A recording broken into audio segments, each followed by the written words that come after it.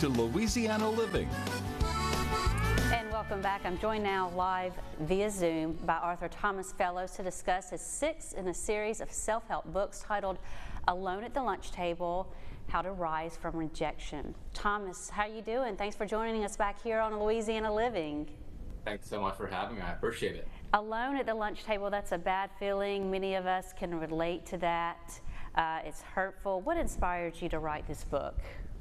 I would say there's really three authors that inspired this book. The first one was David Brooks, and The Road to Character. He talks about how some of the most successful people are successful because so many people told them that they couldn't do this or that, and as a result, they had a chip on their shoulder. I'll get into the chip on their shoulder later.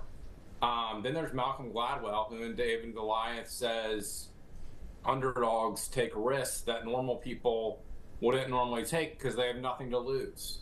Then lastly, there's Napoleon Hill, who said the most successful people are successful because they didn't listen to their family or friends. Thomas, what are your own personal experiences with rejection?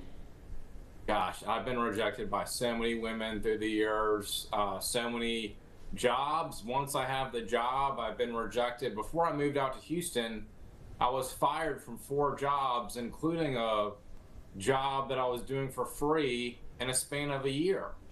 But my pastor from Atlanta, Peachtree Presbyterian Church, Vic Pence, said, a setback is a setup for a comeback. I love that. What are some of the famous historical figures that were underdogs that you talk about here in your book?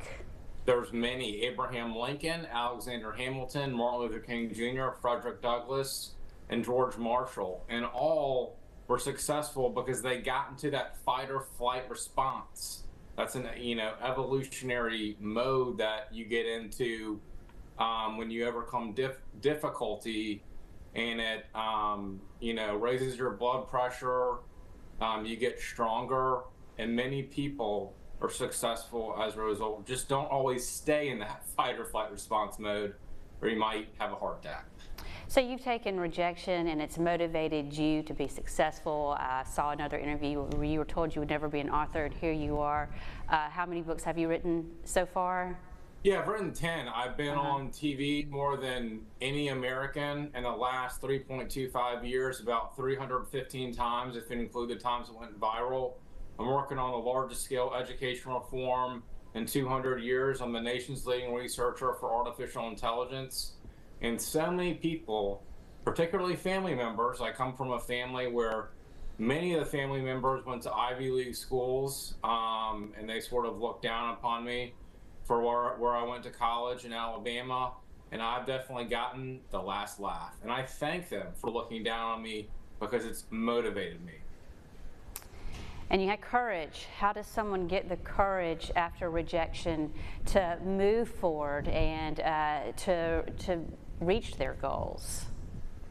Well, there's a book called Atomic Habits. I haven't read it, but it's just, that first step in the staircase, to quote Martin Luther King Jr.,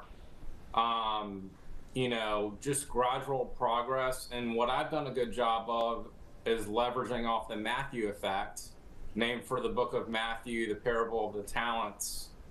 And it's called Accumulated Advantage. And as I have more success has followed.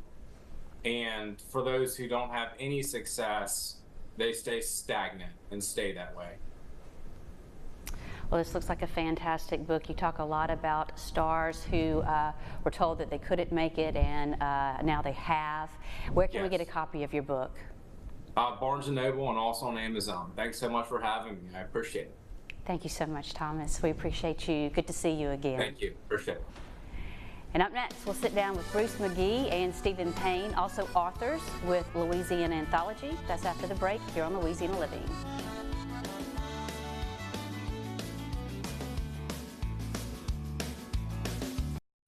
If you have Medicare,